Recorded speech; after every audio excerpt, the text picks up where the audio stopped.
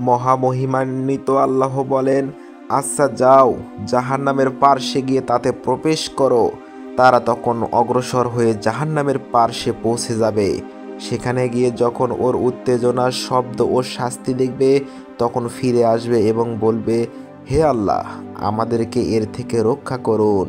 আল্লাহ তাআলা বলবেন, দেখো, তোমরা অঙ্গীকার করছো যে আমার হুকুম মানবে, আবার এই নফরমানি কেন?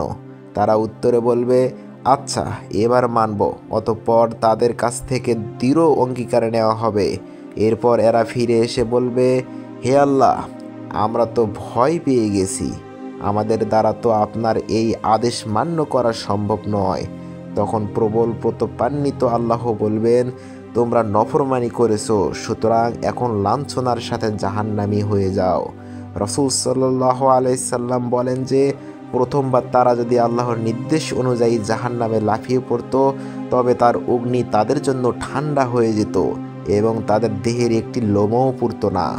আল্লাহর গুণাবলী সম্পর্কে কোরআন ও আহাদিস থেকে আমরা যা যা জানতে পারি, তা থেকে নিঃসন্দেহে বলা যায় যে যারা আদৌ ইসলামের দাওয়াত পাবে না, তাদের প্রতি পরকালে যে পরীক্ষা হবে তা মোটেও তাদের সাধ্যতীত কিছু হবে না।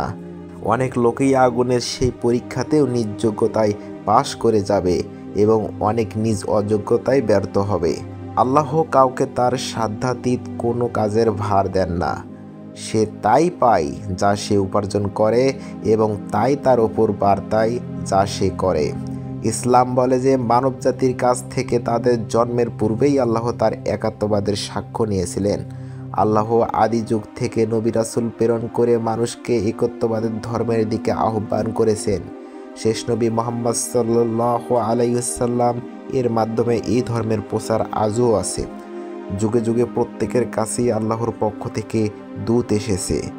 যারা তাদের নিজ যুগের নবীকে মেনেছে বা মানবে, তারা মুক্তি পাবে, আর তাদের কাছে আদৌ এই আহ্বান পৌঁছেনি, তাদের ফয়সালার কথা ইতিমধ্যেই উল্লেখ করা হয়েছে। শুরুতে সকল মানুষ একই জাতির অন্তর্ভুক্ত ছিল। তারপর যখন তাদের মধ্যে মতভেদ দেখা দিল, তখন আল্লাহ তাআলা নবীদের পাঠালেন সুসংবাদদাতা ও ভীতি প্রদর্শনকারী হিসাবে, আর তাদের সাথে অবতীর্ণ করলেন সত্য সম্বলিত কিতাব, যাতে তারা মানুষের মধ্যে সেসব বিষয়ে মীমাংসা করে দেন যা নিয়ে তাদের মধ্যে মতভেদ ছিল।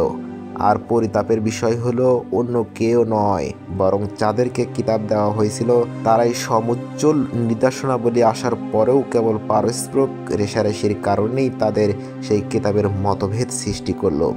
তারপর যারা ঈমান এনেছে, আল্লাহ তাদেরকে তারা যে বিষয়ে মতভেদ করত সে বিষয়ে নিজ ইচ্ছায় সঠিক পথ পৌঁছে দেন, আর আল্লাহ যাকে চান তাকে সরল সঠিক পথ পৌঁছে দেন।